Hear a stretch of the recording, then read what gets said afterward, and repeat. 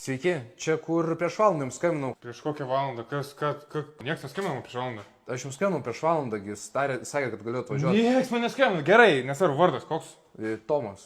Tomas. Kaip man visus prisimti? Tomas, Mantas, Rimas, Audrius. Ką man prisiminti čia reikia dabar? Tai Guolis, Barša girdžiu. Šiandien beje 5% viskam. 5%? Jo, šiandien kažkaip pasisekė tau. Golis šiaip 1000, 5% 500 šiandien. 500 eurų. Jo, tai aš tada iškart rašau. Jo, iškart Golį tada sąskaitą rašau, jo.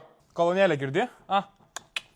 Tai aš nesu, kad vairo kolonėlė sugedus netvarkinga, aš nesnei tai saugiai. Aiškiai, irgi 2000, 5% 1000. 2000 eurų. Nu čia benolus.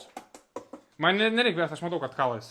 Kas kala? Varykis kalą, žiūrėk, vėlgi 5% akcija, 2 štukų kainuotų, 10 darau. Iš 10 štukų. Nu taip, 10 štukų, klausyk, aš suprantu apie mašinas, gal geriau biškinį tu.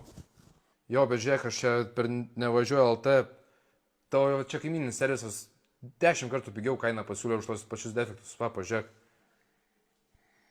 Tai ką čia paspaudyti palų kitimas, pasimėjai automobilį, laiką ir tau davė, pasirink kaip čia man? Jo, kaip į kirpyklą einant, taip pat užsirašiau, kokią dieną noriu. Tai čia iškart puslapį kainos rašyta, tai tavęs nieks apgauti nebegalės? Nu ne. Tai ką tu, dramblius su musė lygini?